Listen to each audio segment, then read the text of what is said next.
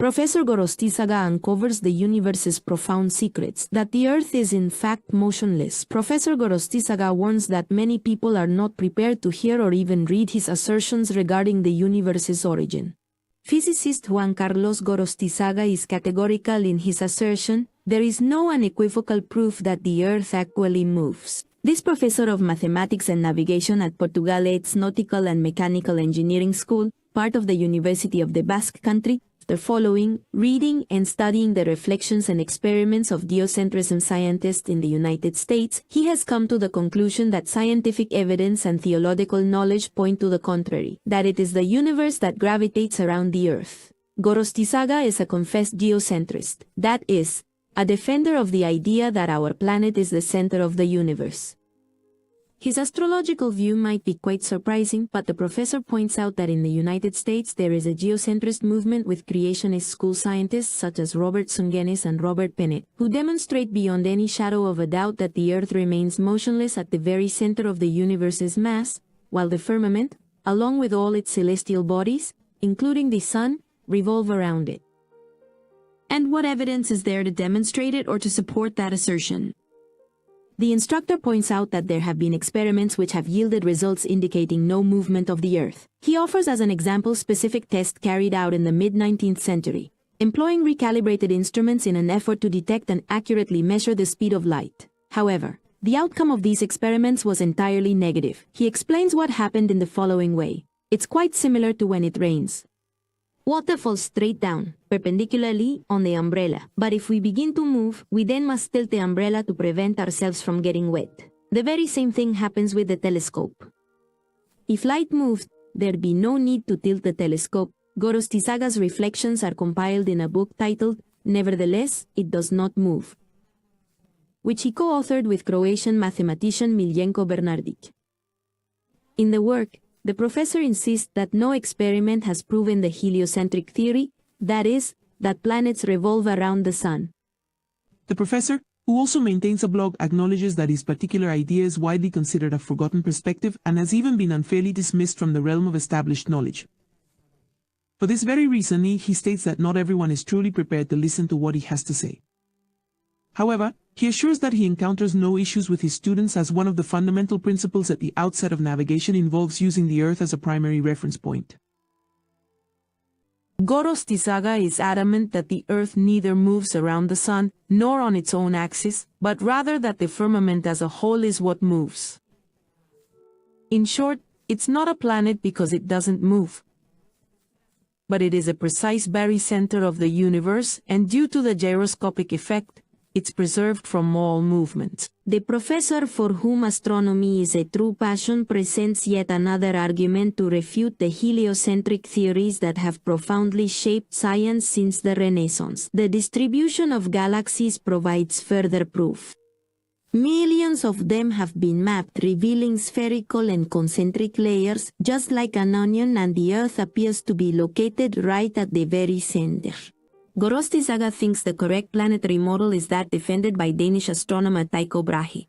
His theory proposed that the Earth is located at the center of the universe and it serves as the central point for the orbits of both the Moon and the Sun. Meanwhile, the other planets revolve around the star of the Milky Way.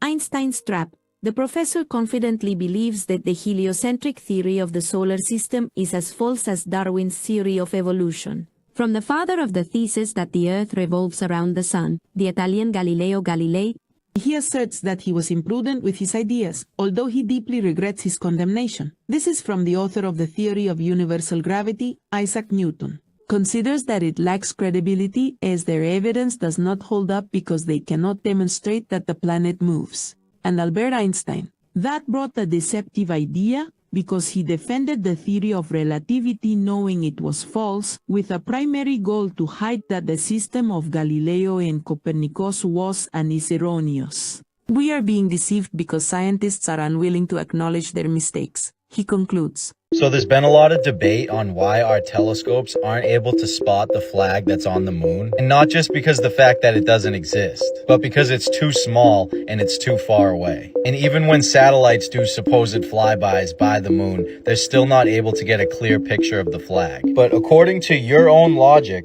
and how Google tells the truth about everything, some high-resolution telescopes in space can spot houses, particularly military surveillance satellites, and certain commercial Earth observation satellites capable of identifying objects as small as a few inches. So if satellites in space are able to detect things on Earth that are only a few inches big, how come none of these satellites are able to give us a clear picture of these flags? And it shouldn't be as hard as everyone's making it out to be, because there's been like 6 of them. And this is all bullshit anyway, because there are no satellites in space, but this is according to your logic. If you've ever been in a powerful hurricane with winds of 180 plus miles per hour, you would see how destructive that really is. Like, it obliterates trees and houses and stores. Pretty strong structures get destroyed.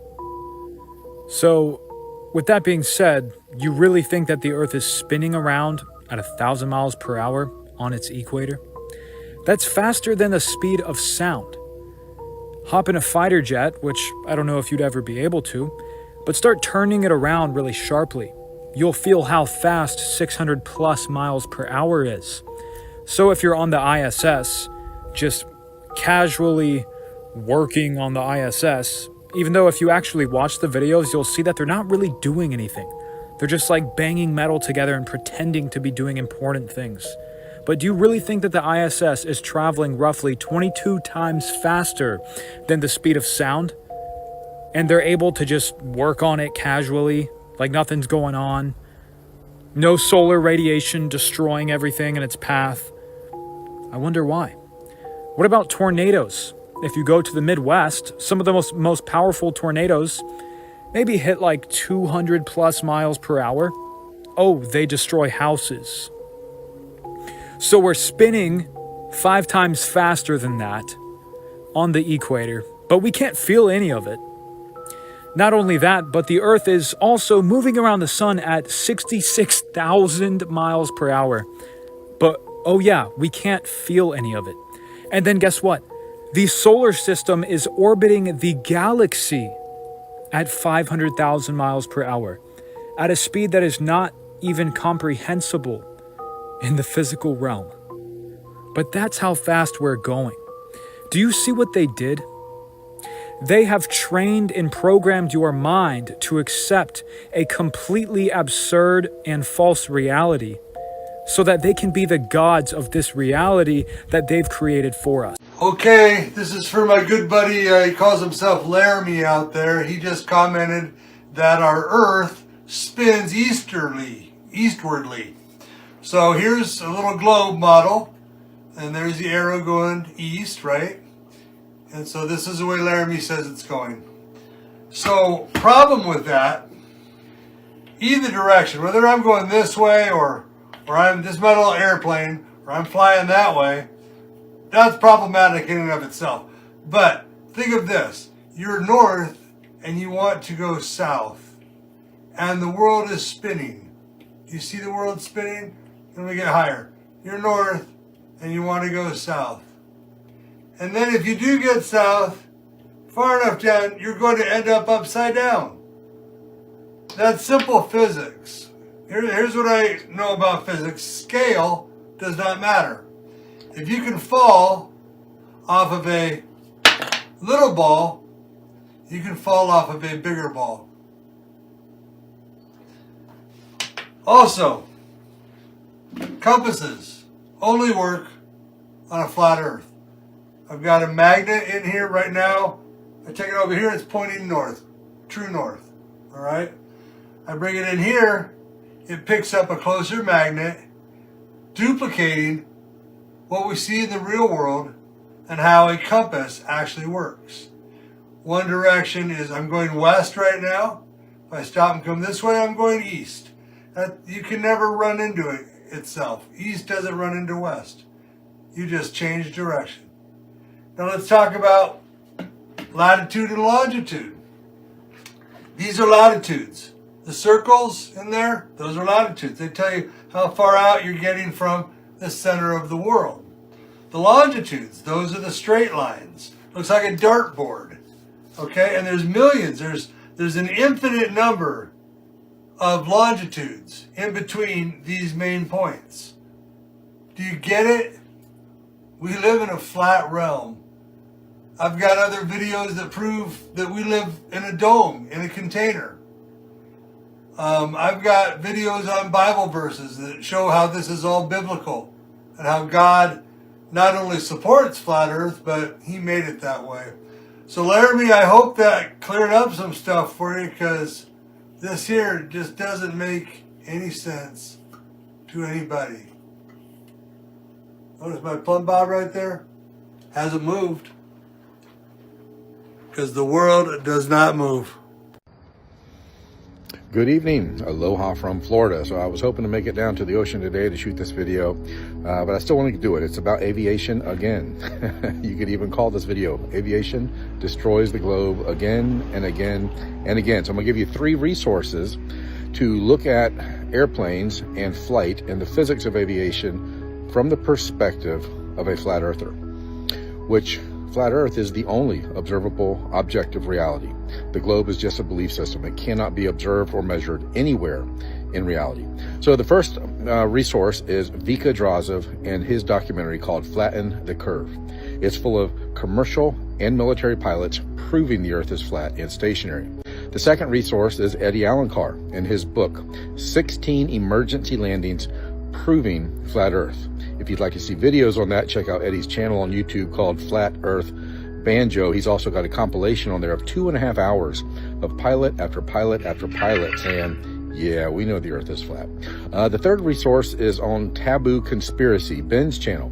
The interview he did with Bob, many years ago now, with the F-15 fighter pilot who says, yeah, the earth is flat, and everything that I did in aviation proves the earth is flat when I was a fighter pilot. And he puts a challenge out to the modern day fighter pilots and says, run your radar out 80 miles and see that the bottom altitude does not change because the earth is flat. Now, my 3 points that I bring up to people all the time when they want to say, you can see the curvature of the earth when you're in an airplane. Okay, here's 3 facts from flight. The ADI does not lie. The TOD tells the truth, and the pitch data proves the earth is flat. Most people don't know what the ADI is. That is the attitudinal directional indicator where the gyroscope is housed. The gyroscope references level from where it is set, and it doesn't readjust with gravity or a pressure gradient or anything else. And it doesn't matter how high, how far, how fast an airplane flies. It references level from where it's set. So you set that gyroscope or that ADI in New York, you can fly to California and it'll be flying straight and level through the air over a plane. And the ADI, the gyroscope inside of it, proves it. The TOD, that is the top of descent calculation. When an airplane starts coming down out of the sky to land at an airport, the commercial ones usually about 100 miles away, they have to calculate the flatness of the earth and the stationary, the non-rotating earth. Did you know pilots are taught to assume the earth is flat and non-rotating?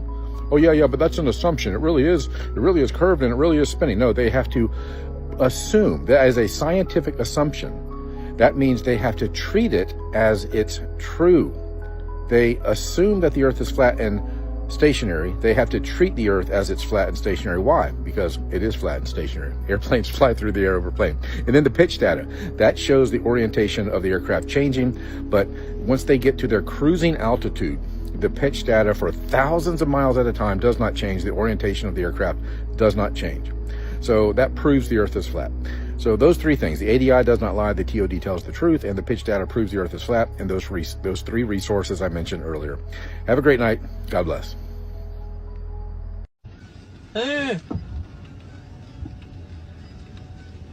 تكنولوجيا أشهدنها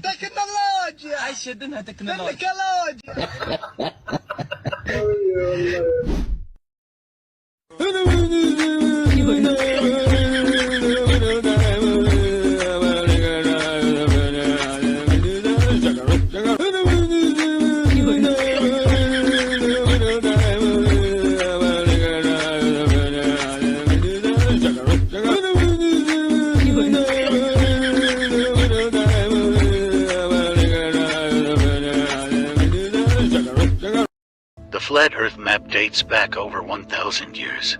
This map is credited to being created by a Persian astronomer. His name was Al-Biruni and he lived between 973 AD to 1048 AD.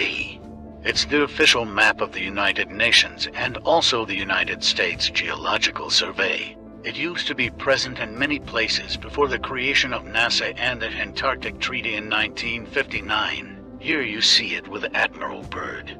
This map has been restored by Dmitry from Russia with suggestions of mine, Idialenkar. Known by my YouTube channel Flat Earth Banjo, I asked Dmitry to include the Bermuda Triangle and Point Nemo, a place deep in the Pacific where NASA buries rockets. Then Robert Tozzi, a professional mapmaker, came along and enhanced the map even more. There are many people now selling this map online, but if you could order it from my online store, I would greatly appreciate it. Visit my online store now and order one of the items. I humbly thank you.